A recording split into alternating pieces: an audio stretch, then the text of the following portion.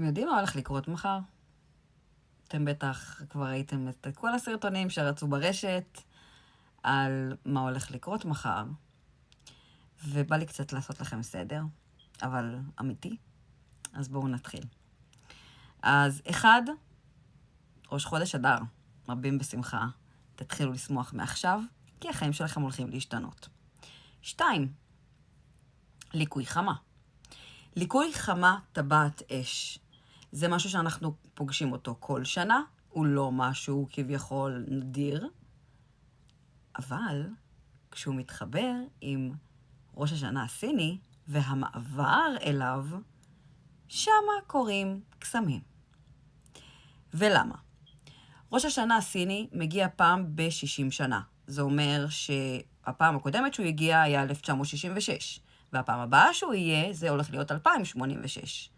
מה שאומר שהסיכויים שסוס האש עם טבעת האש בראש השנה הסיני,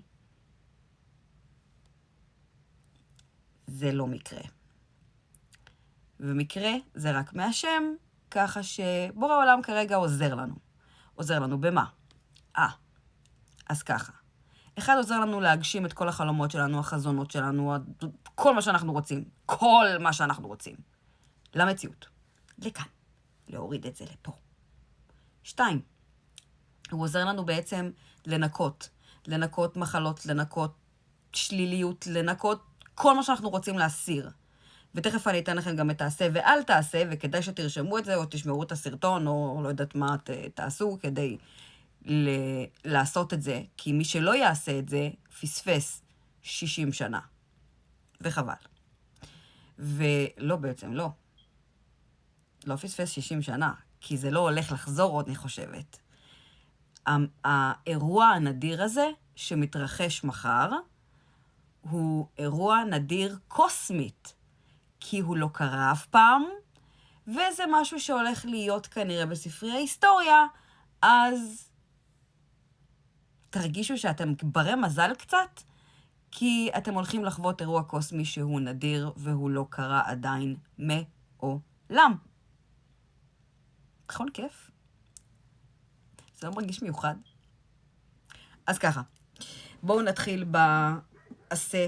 דרך אגב, שנייה, לפני זה. הליקוי חמה, אנחנו לא נוכל לראות אותו מישראל, כי הוא הולך להיות מעל רוסיה או מעל אנטארקטיקה.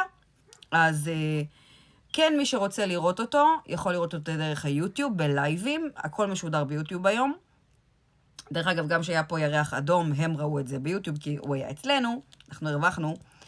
אז הליקוי הזה הולך להיות משהו בסביבות 2 דקות ו20 שניות, לא משהו כזה ארוך. אז מי שרוצה, אני בטוחה שזה עוד ירוץ בקליפים בכל חור, אז תוכלו לראות את זה גם אחר כך. מה שכן, בזמן הזה של הליקוי, אני ארשום לכם אחרי זה באיפשהו פה על המסך את הזמן. בזמן הזה של הליקוי, שבו עם עצמכם ותכתבו. אתם יכולים לעשות את זה במשך כל היום, אבל בזמן הזה של הליקוי, השער הגלקטי נפתח. שמה הכל קורה, שמה הקסם יורד, שמה כל התדר הקוסמי הזה, פשוט אנחנו נרגיש אותו. אז שבו, תכתבו כל מה שאתם רוצים להביא לחיים שלכם. לא להשתמש כרגע בשום תדר שהוא שלילי, לא לדבר שלילי, תקפידו על זה.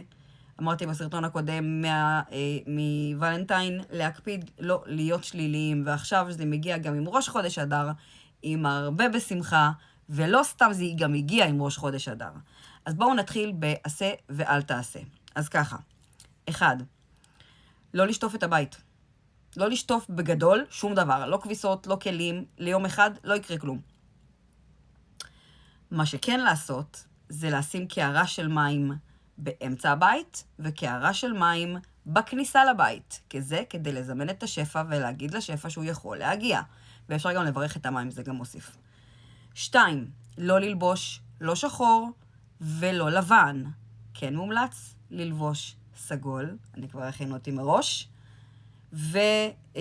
או זהב, או צהוב. מה שמסמל שפע בגדול. וסגול זה בגלל שצ'קרת הכתר, זה החיבור שלנו עם בורא עולם. אז, ועוד משהו קטן, תשימו לכם משהו אחד אדום, שהוא נסתר להגנה. זה יכול להיות כל דבר, זה יכול להיות אפילו גם כפתור, שיהיה בתוך הבגדים איפשהו, אפילו גרביים, לא משנה, או תחתון, לא משנה, שיהיה עליכם משהו אדום אחד, בלי שאף אחד יראה אותו. 3, לא לשבור שום דבר. אבל באמת תשתדלו לא לשבור, תלכו על ביצים, לא לשבור שום דבר. מה שכן לעשות, זה לרשום את כל מה שאתם רוצים לבנות, או להביא, או לזמן. במיוחד בזמן הזה של הליקוי, אפשר לעשות את זה כל היום, אבל בזמן הליקוי במיוחד. עוד משהו, לא לגזור את השיער, לא לתת לאף אחד לגעת לכם בשיער. השיער שלנו זה הכוח שלנו. ולא סתם שמשון הגיבור, שדלילה גזרה לו את השיער, היא לקחה לו את כל הכוח. למה? כי השיער שלנו זה הכוח שלנו. אז תקפידו שאף אחד לא ייגע לכם בשיער, אלא אם כן זה מישהו שאתם מאוד מאוד מאוד מאוד מאוד אוהבים וסומכים עליו, שהוא לא יעשה לכם אנרגיה רעה. אז נראה לי שאמרתי לכם הכל.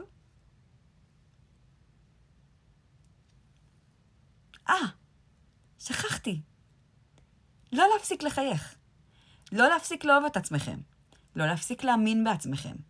לא להפסיק להיות בתדר של אמונה, שאתם יודעים שזה שלכם, שזה מגיע לכם, שזה כבר כאן, כי זה כאן, זה בידיים שלנו.